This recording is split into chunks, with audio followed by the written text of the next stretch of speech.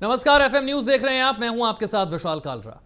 आज बात करेंगे गैंगस्टर्स के बीच में चल रही गैंग वॉर की, और वो भी सनातन के मुद्दे पर। बॉलीवुड की चमक दमक वाली दुनिया में एक ऐसा सनसनीखेज ट्विस्ट आ गया है जो अपराध की दुनिया को धार्मिक जंग में तब्दील कर रहा है। उत्तर प्रदेश के बरेली में अभिनेत्री दिशा पाटनी के पैतृक घर पर 12 सितंबर की रात को फायरिंग हो जाती है।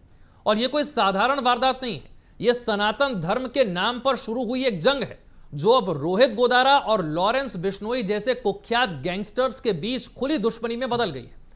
दरअसल दिशा पाटनी की बहन खुशी पाटनी ने कुछ दिनों पहले अपने सोशल मीडिया पोस्ट में कथावाचक अनिरुद्धाचार्य और संत प्रेमानंद महाराज के बयानों को लेकर निंदा की थी, आलोचना की थी। 17 सितंबर को गाजियाबाद के ट्रोनेका सिटी में UP STF, Delhi special cell और हरियाणा एसटीएफ की ज्वाइंट टीम ने फायरिंग करने वाले 2 शूटर्स को मुठभेड़ में ढेर कर दिया, एनकाउंटर कर दिया। और इस एनकाउंटर के बाद रोहित गोदारा जो है उसका गैंग भड़क गया। फेसबुक पर पोस्ट किया कि राम राम भाइयों, मैं रोहित गोदारा हूं, यह एनकाउंटर हमारी हार नहीं है, सनातन की हार है। और जो मेरे शूटर मारे गए हैं वो शहीद हुए हैं। सनातन का नाम लेकर रोटियां सेकी जा रही है। इसी बात को लेकर लॉरेंस बिश्नोई का जो गैंग है वो भड़क गया और रोहित गोदारा के गैंग को नकली बताने लगा। यानी कि दिशा पाटनी के घर पर हुई फायरिंग का मामला तो पीछे रह गया है। अब 2 गैंग आपस में लड़ रहे हैं।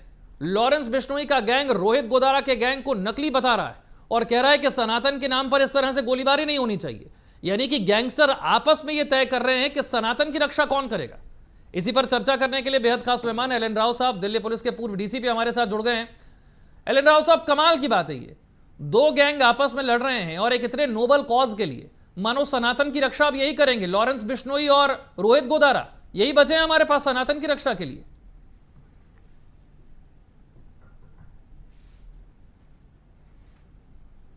विशाल जी नमस्कार, आपको, आपके सभी व्यूअर्स को नमस्कार।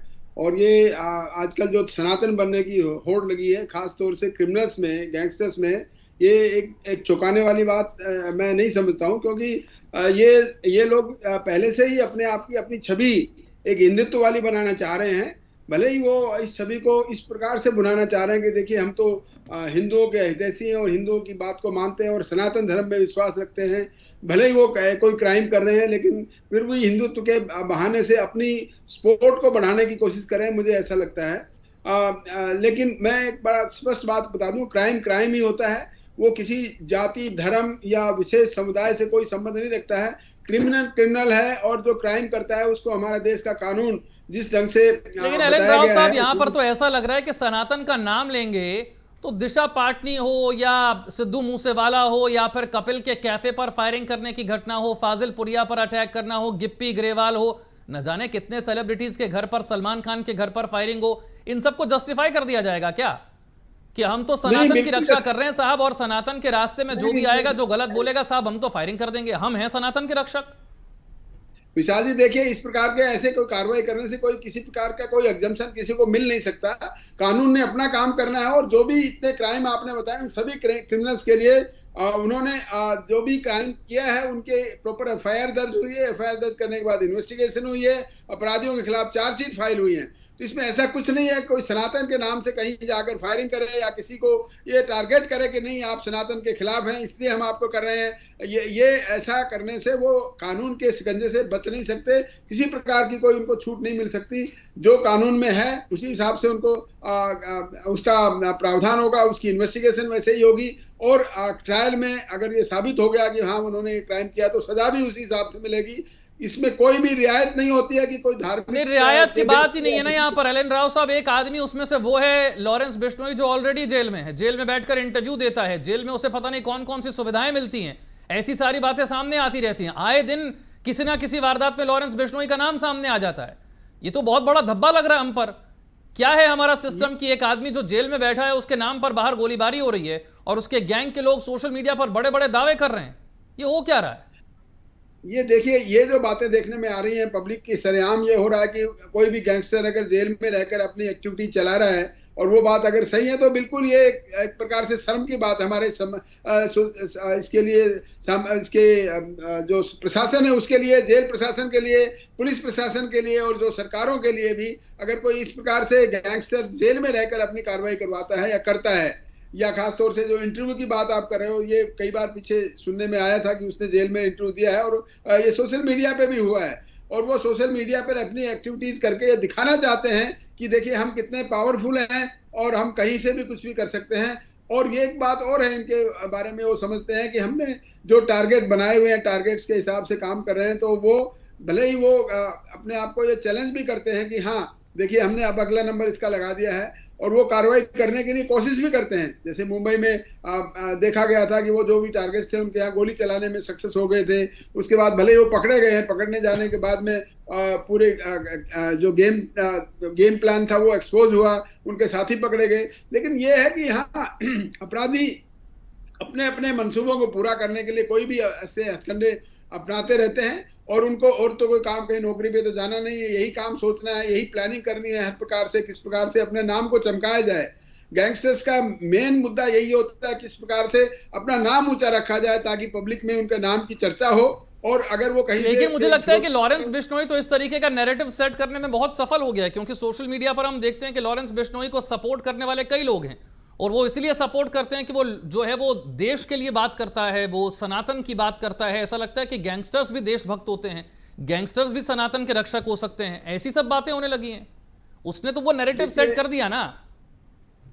नो डाउट विशाल जी, नैरेटिव सेट उन्होंने कर दिया है, लेकिन ये अपने जो उनके फॉलोअर्स हैं, जो उनको मानने वाली बात है, जो इस बात को महत्व देते हैं कि देखिए ये सनातनी आदमी है, इसके हम फॉलोअर बन जाते हैं, वो हर आदमी की अपनी अपनी सोच है। लेकिन ये कुछ लोग हैं ऐसे जो उनको फॉलो करते हैं। लेकिन आम बात, आम पब्लिक में मैं आपको बताऊं तो बहुत से लोग इस बात को पसंद भी नहीं करते। हाँ, हाईलाइट वही होती है क्योंकि ऐसे गैंगस्टर अगर अपने आप को जेल में रहकर ऐसी सनातन की बात करते हैं, अभी जैसे अभी उन्होंने कहा कि वो व्रत रखेंगे, और ठीक है, कोई भी आदमी, हर आदमी जेल में हो या बाहर हो, अपनी अपनी धार्मिक उसकी अपनी पसंद है किस प्रकार से उसने इस प्रकार से पर्व को कैसे मनाना है, या वैष्णो देवी के व्रत करने हैं, या कोई और डेली बेसिस पे कोई भी धार्मिक कोई कार्रवाई करनी है, भजन कीर्तन करने हैं। बहुत से तो ये भी कहते हैं कि मैं जेल में रहते हुए श्रीमद् भागवत गीता पढ़ लिया मैंने, वो उनके पास टाइम है, वो सब करते हैं। लेकिन इस बात को सोशल मीडिया में बताना, ये एक बड़ी बात है कि हाँ हम ऐसे गैंगस्टर तो हैं ही हैं, लेकिन हम हिंदुत्व के रक्षक भी हैं। ये रक्षक क्लेम करना मैं नहीं समझता हूं कि कोई ठीक बात है। और इस बात को समझकर पब्लिक अगर इस बात को माने कि हाँ ये तो वास्तव में धार्मिक आदमी हैं, या सोशल मीडिया पे आने की वजह से ये तो बिल्कुल सनातन धर्म को मानने वाले हैं इसलिए इनको सपोर्ट किया जाए, वो बात ठीक नहीं है। कानून एलन राव साहब, लेकिन लोगों को ऐसा लगने लगा है, लोगों को ऐसा लगने लगा है कि इन लोगों के नाम का इस्तेमाल करके गैंग कोई और ही चला रहा है। गोल्डी बराड़ कनाडा में बैठकर इतना बड़ा गैंग भारत में चला सकता है क्या? जेल में बैठकर लॉरेंस बिश्नोई इतना बड़ा गैंग बाहर चला सकता है क्या? और पुलिस को पता ना चले, सरकारों को पता ना चले, आए दिन मीडिया में खबरें आ जाती हैं और किसी को पता ना चले, ऐसा हो सकता है? यह भी तो हो सकता है कि उसके नाम का इस्तेमाल करके असल काम कोई और कर रहा है, कोई और अपना जो काले कारनामे हैं उनको अंजाम दे रहा है, और नाम एक ऐसे शख्स का लगा दिया गया है जो ऑलरेडी जेल में है, जिससे सरकार पर दबाव भी ना पड़े कि गिरफ्तार करना किसे है, जिसे गिरफ्तार करना वो तो ऑलरेडी जेल में है। देखिए, ऐसा नहीं है कि कोई आदमी असल में कोई जेल में बैठकर कोई कार्रवाई करता है तो उस पर हमारी एक कानून में धारा है, क्रिमिनल कॉन्स्पिरेसी। उस धारा में भले आदमी अंदर बैठा हुआ कोई क्राइम कराता है और ये सबूत अगर आ गया कि उसके इसके तार ऐसे लोगों से जुड़े हुए हैं जिन्होंने एक्चुअल में क्राइम बाहर रहकर किया है, और वो साबित हो जाता है, तो वो भी आदमी उस केस में इन्वॉल्व होता है, भले ही वो जेल में बैठा रहे, भले ही वो विदेश में रहे। ऐसे बहुत से केसेस मैंने देखे हैं जहां पर ऐसे किसी का मर्डर अगर कराना है तो आदमी, कराने वाला आदमी पहले चला जाता है अमेरिका, कनाडा, वहां जाकर बैठ जाता है, उसके बाद अपने गुर्गों से किसी का मर्डर करा देता है। लेकिन इन्वेस्टिगेशन में अगर ये बात आ जाती है कि हाँ वो आदमी का ही रोल था इसमें, उसी आदमी ने के कहने पर ये सारा हुआ है, तो उसके खिलाफ भी चार्जशीट फाइल होती है, इसमें कोई दो राय नहीं है। लेकिन हाँ, ये बड़ी इंपॉर्टेंट बात है कि आदमी जेल में रहकर ऐसे काम करवा रहा है, तो वास्तव में सरकार और ये जेल प्रशासन के लिए एक चिंता की विषय है कि ऐसे हो रहा है। लेकिन एलन राव साहब, आपका अनुभव इतना लंबा चौड़ा है, इसलिए मैं आपसे पूछ रहा हूं कि अगर मगर नहीं, आप मुझे बताइए कि क्या लॉरेंस बिश्नोई वाकई जेल में बैठकर ये गैंग ऑपरेट कर रहा है या नहीं, और अगर ये हो रहा है तो कैसे हो रहा है? क्या यह संभव है कि हमारे देश में जेल में बैठकर कोई आदमी इतना बड़ा गैंग चला ले, सेलिब्रिटीज को धमकी दे दे, उसके गुर्गे बाहर सोशल मीडिया पर पोस्ट करते रहें और कुछ भी ना हो? देखिए, ये बात भी आपकी बात सही है कि एक टाइम ऐसा था कि वो इसके लिए दाऊद इब्राहिम के लिए नाम से इतने ज्यादा जब नाम हो गया दाऊद इब्राहिम का, तो बहुत से आदमी उसकी बिना मर्जी के भी ऐसे उसका नाम लेके क्राइम करते थे। इसमें पॉसिबिलिटी ये भी है कि हाँ, क्योंकि लॉरेंस बिश्नोई का नाम बहुत बड़ा हो गया है, जेल में रहते हुए क्राइम करने की बातें मीडिया ने कई बार सर्कुलेट करी है, मीडिया ने इसको बहुत ज्यादा इसको उछालने में कोशिश उछालने में को कभी छोड़ी नहीं है। तो उस नाम को भुनाने के लिए और भी जो दूसरे क्रिमिनल्स हैं वो हो सकता है उसका नाम लेकर को क्राइम करें, ताकि क्राइम उसके नाम पे चला जाए, और करने के लिए शायद ये सोचकर पुलिस ना पकड़े कि वो तो आदमी जेल में है, वो कैसे कर सकता है। लेकिन एक बात मैं बता दूं कि इन्वेस्टिगेशन का एक ऐसा सिद्धांत है, साइंटिफिक इन्वेस्टिगेशन में जो क्राइम आदमी करता है वो क्राइम करने वाला पकड़ा ही जाता है, चाहे वो किसी के नाम से करे। मेरे अपने सर्विस के दौरान मैंने बहुत से ऐसे अपराधी पकड़े जो कि दाऊद इब्राहिम का नाम लेकर फिरौतियां करते थे और वो धमकियां देकर पैसे वसूल करते थे, लेकिन वास्तव में ही वो जब पकड़े जाते थे तो उन्होंने बताते थे कि नहीं, हमने तो उसका नाम वैसे इस्तेमाल किया था, हमारा कोई उससे कनेक्शन ही नहीं है। और वास्तव में भी इन्वेस्टिगेशन के दौरान ऐसा लगता था कोई कनेक्शन उनका नहीं था, खाली उनका नाम यूज करते थे। इसी प्रकार से ये भी हो सकता है कि लॉरेंस बिश्नोई का नाम बहुत से लोग इसको यूज कर रहे हों, और उसका नाम के बद में, क्योंकि उसका नाम काफी चर्चा में है, इसलिए उसके नाम की वजह से कहीं से फिरौती मांगे अब पैसे दो मिल सकते गैंग हैं। के बीच में गैंग वॉर शुरू होती नजर आ रही है, क्योंकि अब लॉरेंस गैंग कह रहा है कि रोहित गोदारा का गैंग नकली है। अब क्या आपको इस गैंग वॉर में आगे कुछ और भी देखने को मिलेगा, या ये भी एक दिखावा है? नहीं, जब कोई ऐसे गैंग वार वास्तव में ही होती है जिसमें डिफरेंसेस आ जाते हैं, उनकी वजह भी सामने आती है कि किस प्रकार का डिफरेंसेस आया है, क्यों आया है, वो भी जग जाहिर होती हैं बातें। किसी खास वजह से अगर कोई डिफरेंस हो गए तो वो सच्चे ही डिफरेंसेस होते हैं, ऐसा नहीं है कोई बनावटी या दिखावे के लिए कोई ऐसी डिफरेंसेस की बात करें और ये कहेंगे नहीं हम गैंगवार में मतलब हैं या नहीं है। लेकिन हाँ, अगर वास्तव में ही उनके बात में फूट पड़ी है और उनके आपस में दुश्मनी बन गई है तो वो भी जग जाहिर है, उनके अपने अपने लोग अलग होते हैं। दूसरे रोहित गोदारा के जो फॉलोअर्स हैं वो अलग हैं, भले वो यहाँ नहीं है। दूसरी लॉरेंस बिश्नोई के फॉलोअर्स अलग है, भले वो जेल में है। तो वो अपने अपने उनके सेट होते हैं, मुद्दे सेट किए जाते हैं और उस मुद्दों को पूरा करने के लिए वो काम करते हैं। तो ये पॉसिबिलिटी पूरी पूरी है कि वास्तव में ही उनका गैंगवार का जो जो सूचनाएं आ रही हैं कि वास्तव में ही उनके बीच में गैंगवार है। तो ऐसा कोई बनावटी वाली एक और बात भी एलन राव साहब हमने देखी है कि बार बार इन्हें अपने इस तरीके के गुर्गे, इस तरीके के शूटर मिल जाते हैं जो सेलिब्रिटीज के घर पर जाकर फायरिंग करते हैं, फिर सीसीटीवी में रिकॉर्ड भी हो जाते हैं और कुछ दिनों के बाद ये ढेर कर दिए जाते हैं, ये मार दिए जाते हैं। बार बार इस तरीके से इनको यूथ ऐसा कैसे मिल जा रहा है जिसका ये ब्रेन वॉश कर दे रहे हैं?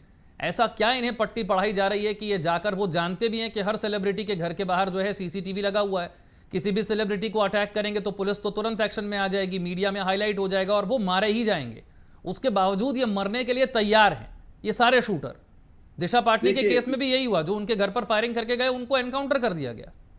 जी जी, देखिए, हर क्राइम जो करने वाला क्रिमिनल है वो कहीं ना कहीं रिस्क तो जरूर लेता है, और इसमें भी आपको इसमें कोई दो बात नहीं है, अतिशयोक्ति नहीं है कि गैंगस्टर्स में काम करने वाले लोगों के पास पैसा बहुत होता है, क्योंकि वो पैसा कहीं से भी अपने नाम की वजह से वो पैसा इकट्ठा कर लेते हैं और उस पैसे का इस्तेमाल करते हैं वेपन खरीदने में और लोगों को मोटिवेट करने में। हमारे देश में यूथ जो अनएजुकेटेड यूथ है और जो चमक धमक में विश्वास रखता है, सोशल मीडिया में देखता है कि गैंगस्टर्स की लाइफ कितनी बड़ी अच्छी लाइफ वो इस्तेमाल करते हैं, वो अच्छे भले जेल में भी रहते तो भी उनका कोई खौफ उनके दिमाग में नहीं रहता। तो बहुत से लोग इस बात के इसमें बहकाव में बह जाते हैं और वो इस प्रकार की बातें करने के लिए तैयार हो जाते हैं। भले ही उनको रिस्क तो है ही, सभी में ऐसा कोई क्राइम करता है आदमी रिस्क है, पकड़े जाने के दौरान एनकाउंटर हो सकता है, यह उनको मालूम भी है। और ऐसा सीरियस क्राइम अगर कोई करेगा तो उसके बाद उनकी जिंदगी बहुत कम होती है, लेकिन वो भी एक प्रकार से उसके दिखावे में आकर, यानी कि चमक धमक के उसमें आकर, और खास तौर से पैसा उनको मिलता है, लालच होता है, अनएम्प्लॉयड होते हैं, घर में बैठे कुछ नहीं, चलो यही है कि गैंगस्टर्स के लिए उनका नाम भी वो भी समझते हैं कि हम भी कभी न कभी लॉरेंस बिश्नोई की तरह हम भी बड़े फेमस हो जाएंगे, और फिर उसके बाद फेमस होने के बाद वो भी एक गैंगस्टर की सूची में आ जाएंगे और जो कुछ वो डिमांड करेंगे कहीं पब्लिक से तो उनको मिलेगा। तो ये सब चीजें देखी जाती हैं कि पैसा किस प्रकार से किस गैंगस्टर्स के पास ज्यादा है, किस प्रकार से वो लोगों को मोटिवेट करता है। तो सुनने में ये आया कि लॉरेंस बिश्नोई के साथ में बहुत काफी लोग हैं, शूटर्स की फौज लगी बता रहे हैं। वो कितनी है, कितने, कई सैकड़ों आदमी बता रहे हैं, उस पर तो मैं विश्वास नहीं करता हूँ, लेकिन हाँ कुछ लोग जरूर हैं जो होंगे जो कि उसके विचारधारा से मिलते जुलते हैं, और किस प्रकार से जो अनएम्प्लॉयड है उनको लग रहा है कि चलो हम और कुछ नहीं तो यही इसी में हम कुछ अपना लक आजमाते हैं, पैसा मिलेगा। पकड़े गए तो रिस्क अलग है, लेकिन नहीं पकड़े गए तो उनके लिए एक फायदे का सौदा समझते हैं अपने आप को कि पैसा भी मिलेगा और कुछ नाम भी चमकाया जाएगा। और कई बार अगर एनकाउंटर में से बच गए हैं या मारे नहीं गए तो उसके बाद फिर वो जेल में जाते हैं। जेल के बाद उन केसेस में उनका कुछ नहीं है। उसकी वजह बताता हूँ विशाल जी कि ट्रायल के दौरान उनके खिलाफ कोई गवाही देने वाला नहीं है, और इसीलिए वो ये इस बात को इससे डरते नहीं है कि अगर पकड़े गए तो कोई फर्क नहीं पड़ने वाला, क्योंकि कुछ दिन के बाद इनके केसेस खत्म हो जाएंगे और खत्म होने के बाद दोबारा फिर वो इसी काम में लग जाएंगे। तो ये एक प्रकार से हमारे देश की कानून व्यवस्था की बात समझिए, या हमारे देश की जो एलन राव साहब, एक जमाना था जब मुंबई का अंडरवर्ल्ड था और हम उस जमाने में डॉन के नाम सुना करते थे। दाऊद इब्राहिम का नाम था, हाजी मस्तान का नाम था, और न जाने कितने सारे, अबू सलेम से लेकर पता नहीं कितने सारे डॉन थे। ऐसा लग रहा है लॉरेंस बिश्नोई, रोहित गोदारा, गोल्डी बराड़, उनकी वजह से वो अंडरवर्ल्ड वाला दौर कहीं भारत में वापस तो नहीं आ रहा। जबकि हमारी पुलिस इतनी सक्रिय है, हमारी इंटेलिजेंस एजेंसियों के पास इतनी टेक्नोलॉजी है, हमारे गृह मंत्री इतने मजबूत हैं, इसके बावजूद ये डॉन अगर खुलेआम इस तरीके की वारदातें करते हैं जो मीडिया की हेडलाइन बनती हैं, जहां सेलिब्रिटीज़ पर अटैक होते हैं, एक शर्मनाक नहीं लगता आपको? देखिए, ये जो डॉन का सिस्टम था बॉम्बे में काफी रहा है, चर्चा में रहा था। उस टाइम पे दाऊद इब्राहिम, अबू सलीम और ये कितने ही किस प्रकार के जो गैंगस्टर्स थे जो बिल्डर्स को धमकाकर या किसी भी पैसे वाले से पैसे मांगते थे, वो चला था। उसके बाद उनका एलिमिनेशन भी हुआ। वहां ऐसा भी स्टेज आया मुंबई में कि गैंगस्टर्स को खत्म करने की भी एक मुहिम चली। महाराष्ट्र कंट्रोल और क्राइम जो एक्ट है, मकोका जिसे कहते हैं शॉर्ट में, वो वहां लगा। और उसका फिर दिल्ली में भी उसका स्थानांतरण हुआ 2001 में। और दिल्ली में भी ऐसा एक दौर था, करीब 8-10 साल का ऐसा दौर था, गैंगस्टर दिल्ली में आते हुए डरते थे। तो ये एक प्रकार से एक फेज होता है कि किस प्रकार से कहीं क्रिमिनल्स अपने आप को बहुत बड़ा सुप्रीम समझने लगते हैं, लेकिन अगर पुलिस की कार्रवाई सही ढंग से सही टाइम पे होती रहे तो उनको दबाने में कोई दिक्कत भी नहीं होती। वो आप भी जानते होंगे, वो टाइम था दिल्ली में 2000 के बिगनिंग में, 2000 से लेकर 2004-5 तक कोई गैंगस्टर्स यहाँ दिल्ली में आना पसंद नहीं करते, घुसना ही पसंद नहीं करते थे। वो दिल्ली की बाउंड्री में नहीं घुसते थे, और वो अगर बाहर उनको पता लगता है कि पुलिस उनके पीछे तो जेल में चले जाते थे। इतना डर था उस टाइम पे दिल्ली में क्रिमिनल्स के दिमाग में। तो वो एक स्टेज आती रहती है। मुंबई में भी ऐसा हुआ, दिल्ली में भी ऐसा हुआ, और फिर उसके बाद पनपने लगते हैं। जैसे आज की स्टेज में ऐसा है कि इंडिया में और खासतौर से दिल्ली के आसपास में, हरियाणा में गैंगस्टर्स का ये बोलबाला है। वो समझ रहे हैं कि हमारा राज सुप्रीम है, पुलिस फेल है, और ये समझते हुए वो क्राइम करे जा रहे हैं। हाँ, डेफिनेटली मैं आपको और बता दूं कि पुलिस को फेल जो कुछ समझते हैं, लेकिन पुलिस फेल नहीं है। जैसे अभी आपने बताया कि दिशा पाटनी के यहाँ जो इन्होंने फायर की वो बाद में ट्रैक करने के बाद में एनकाउंटर में मारे गए। इस प्रकार से दिल्ली में भी कई बार कई क्रिमिनल हैं जो कि कई गैंगस्टर्स हैं जो कि एनकाउंटर में ढेर हुए हैं। इसमें कोई दो राय नहीं है। दिल्ली पुलिस की स्पेशल सेल और क्राइम ब्रांच लगातार इन गैंगस्टर्स के ऊपर कार्रवाई करती रहती है, और वो काफी सक्सेस रेट उनका ठीक भी है। लेकिन फिर भी कुछ गैंगस्टर्स इतने ज्यादा हैं कि वो निडर होकर ऐसे क्राइम में लगे रहते हैं, और वो जब भी वो क्राइम ऐसा होता है तो वो पब्लिक में हाईलाइट हो जाता है। और वही एक दो क्राइम जब हाईलाइट होते हैं तो समझते हैं कि गैंगस्टर्स की बहुत ज्यादा यहाँ पर जीत हो रही है, लेकिन ऐसी बात नहीं है। पुलिस भी अपना काम कर रही है, और पुलिस काफी सक्सेस रेट है उनका पुलिस में इस प्रकार से गैंगस्टर्स का खत्म करने के लिए। लेकिन मैं देख रहा हूं कि यूपीएसटीएफ ने जैसे एनकाउंटर किया तो वहां से धमकियां भी आने लगी और कहा जाने लगा कि ये जिन शूटर्स को मारा गया ये मारे नहीं गए, ये शहीद हुए हैं और हम यूपी पुलिस से इसका बदला लेंगे। इतना खुलकर धमकी देना, वो भी सरकार को, वो भी सोशल मीडिया पोस्ट के जरिए। मैं फिर वही कहूंगा कि बहुत शर्मनाक स्थिति है। एक आदमी जो जेल में बैठा है, एक दूसरा आदमी जो गैंगस्टर अपने आप को बहुत बड़ा बताता है और बाहर घूम रहा है, हर रोज एक नया सोशल मीडिया अकाउंट बनाकर उससे पोस्ट कर देता है। वो ये क्या स्थिति है? देखिए विशाल जी, सोशल मीडिया का जमाना है। यहाँ पर किसी को ऐसा करने से कोई इसने ज्यादा कोई रोक लगा नहीं सकता, क्योंकि कुछ भी किसी को सोशल मीडिया में डालते हुए कोई अगर उसने थ्रेट किया है तो डेफिनेटली ऐसा अगर उसने किया है कि उससे कोई ऑफेंस होता है, क्राइम बनता है, तो उसके खिलाफ केस दर्ज हो जाएगा। लेकिन किस प्रकार से वो इस प्रकार से धमकी देना कि जिसने एनकाउंटर किया उसको पुलिस को नहीं बख्शेंगे, ये उनकी बहुत छोटी सोच है। मैं समझता हूँ इस प्रकार की धमकी से अगर डरने लगी पुलिस तो फिर कार्रवाई होगी नहीं। ना कोई दिल्ली पुलिस डरी है कभी, ना कोई यूपी पुलिस डरेगी, किसी प्रकार के कोई ऐसे धमकियों से डरने वाले नहीं है। हाँ, एक बात जरूर है कि वो गैंगस्टर्स हैं, वो अपनी ये बात कहकर ये साबित जरूर करना चाहते हैं पब्लिक के दिमाग में कि वो सुप्रीम है, पुलिस उनके आगे कुछ नहीं है। लेकिन फाइनली अगर देखा जाए तो डेफिनेटली पुलिस का जो मेरा मेरा पुलिस आखिरी प्रश्न आपसे यह है कि हमने पिछले कुछ दिनों में बहुत सेलिब्रिटीज पर अटैक देख लिए हैं। एक तो अटैक जी इस तरीके से होते हैं कि सिर्फ घर के बाहर आकर गोली मारेंगे, आपको सीधे नुकसान नहीं पहुंचाएंगे, लेकिन ऐसा है नहीं। सिद्धू मूसेवाला के केस में हमने देखा कि दिन दहाड़े बीच सड़क पर उन्हें गोलियों से भून दिया गया, उनकी जान ले ली गई। यानी कि ऐसा नहीं है कि ये जान नहीं ले सकते या जान नहीं ली है इन्होंने, ये ले भी सकते हैं। कितना बड़ा रिस्क है, कितना डर है, और इसके लिए हम क्या वाकई सीरियस हो पाए हैं? क्योंकि आए दिन तो सेलिब्रिटीज के घर पर फायरिंग हो रही है। देखिए, पुलिस को डेफिनेटली इन बातों से सीरियस होना चाहिए और पुलिस सीरियस है भी। सुदेवाला उसकी सिद्धू वाले मर्डर केस की आपने बात की, वो एक टारगेटेड मर्डर था, दुश्मनी की वजह से था। और जो गैंगस्टर्स में आपस में इस प्रकार की दुश्मनी होती है वो एक दूसरे को टारगेट करके मारने में सफल होते हैं, क्योंकि वो इसी बात का ये क्या फिराक में रहते हैं कि उसको कैसे लोकेट किया जाए। सोर्सेज लगाते हैं अपने आप में, उसकी मूवमेंट्स के बारे में पता करते हैं, और कब सिक्योरिटी होते हुए भी उन्हें सिद्धू मूसेवाला का कत्ल किया है ये सबको मालूम है, मीडिया में सब आया हुआ है। लेकिन ऐसी सिचुएशन उन्होंने देखी, एक दिन से नहीं होता। ऐसे मर्डर केस प्लान भी करते हैं तो वो भी एक दिन में कभी भी एक नहीं आज गए और किसी को मार दिया, ऐसा नहीं होता। कई दिनों की, कई महीनों की सर्विलेंस के बाद, कई महीनों की जो इंटेलिजेंस इनपुट उनके पास होती है वो उसके बाद वो सक्सेस होती है। इसी प्रकार मुंबई में जैसे मर्डर किया था, उसमें भी उन्होंने कई दिन तक रैकी की थी, प्लानिंग की थी, वहां पर कई दिनों तक रहे थे वहां पर लोग। पकड़े जाने के बाद उन्होंने खुलासा किया है। तो ये ऐसा नहीं है कि वो जो चाहे वो होता है। लेकिन हाँ, ये बात कि कहीं गोली चला देना वो एक प्रकार से ये है कि डरावा होता है, पैसा लेने का एक तरीका होता है, किसी को डरा कर कि हमने देखो मारा नहीं है, हमने खाली गोली चलाई है, और फिर धमकी देते हैं कि ये तो इस बार गोली चलाई थी, अगली बार मार भी देंगे। तो उसका मकसद सिर्फ और सिर्फ ये होता है, किसी न किसी तरीके से पैसे की डिमांड होती है और वहां पैसे उनको मिलता है, क्योंकि गैंगस्टर्स को अपने आप को इसको सरवाइव करने के लिए पैसे की बहुत जरूरत होती है, क्योंकि फरारी काटने में बहुत खर्च होता है। वेपन्स का इस्तेमाल करते हैं, वो वेपन बड़े ऑटोमेटिक वेपन्स हैं, जैसे आपने देखा होगा सिद्धू मूसेवाला में किस प्रकार से इंपोर्टेंट पिस्टल और गन्स का इस्तेमाल हुआ था, जो कि भारत में बहुत आमतौर पर नहीं मिलती है, वो विदेशों में मिलती थी। वो ऐसी बातें करने के लिए उनको पैसे की जरूरत होती है। इस प्रकार से जो कहीं ट्रायल करते हैं गोली चलाकर, उसके बाद उसको डराकर धमकाकर पैसा लेते हैं, वो एक अलग इशू है।